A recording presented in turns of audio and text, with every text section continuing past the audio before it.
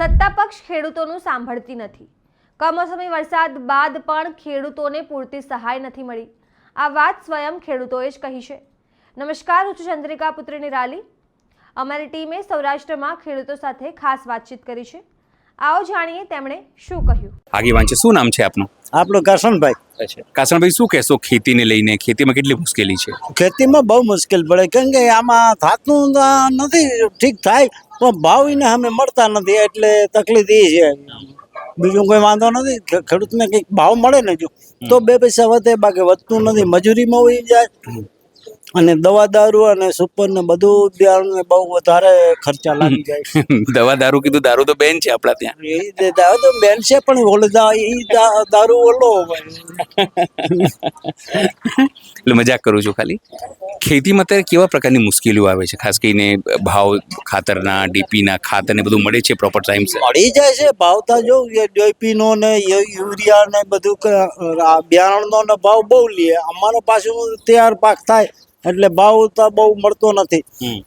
સરકારી જાહેર કરે 1452 રૂપિયા ટેકાના ભાવ, પણ પાછા વેપારી અમને દેતા નથી। અચ્છા, 1200 ને 1100 ને 1000 ને એને અંદર બધું લઈ જાય મગફળી ના અંતે। મેરામણભાઈ, શું કરો છો આપ? આપ મજૂરી કરીએ। અચ્છા, અહીંયા ગામમાં મજૂરી કરો છો? ગામમાં। અચ્છા, તો અહીંયા શું મુશ્કેલી પડતી હોય છે સાહેબ? મુશ્કેલી કઈ નથી પડતી, બધી મજા જ છે? હાવ જલસા જ છે।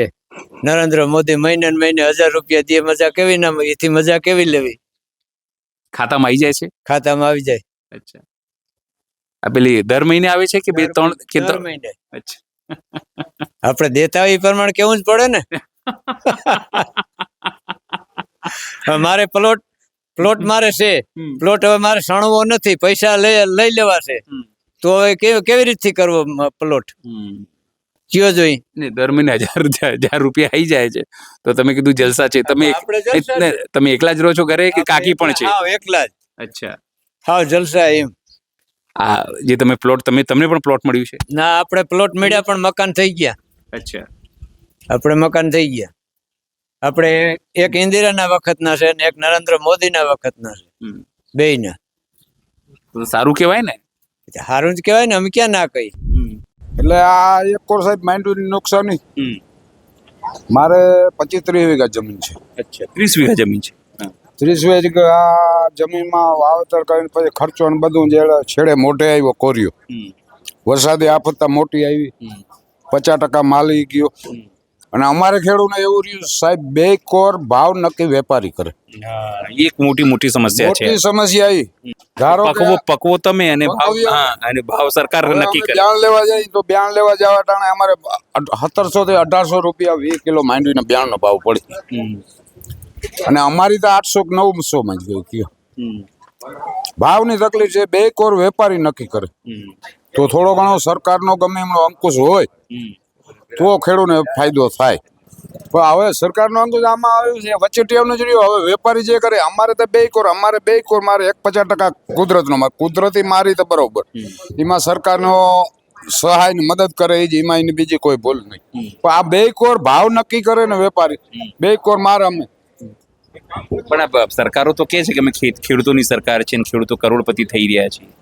પણ કરોડપતિ સાહેબ થઈ ગયા તો અમે સરકારી આંકડા પ્રમાણે ક્યાં તમને દેખાય કરોડપતિ? તમને ખુદને દેખાય છે? મને તો નથી દેખાતું। અને તો ખેડૂતોની જોડે ફરું છે, એ બધા ખેડૂતો પર તો હું ટીવી જોતો હોઉં, હું 5-7 ચોપડી ભણેલો માણસ છું, પણ એ ટીવી ને બધું જોતો હોય એ પ્રમાણે તો આ ખેડૂતને ક્યાં ખેડૂત હદર તો હોય તો સરકારી કરજો એવડો હદર હોય તો હું વ્યાજ ભરું? ધારો કે તમે મારા માટે જ વિચાર કરો, 9 લાખનું વ્યાજ ભરું, જો હું કમાણો તો 9 લાખ ભરીને છૂટો ના થઈ જાઉં, 70,000-80,000 વ્યાજ હું કામ ભરું? એ ભરવું પડે એનું કારણ કે આ મજબૂરી।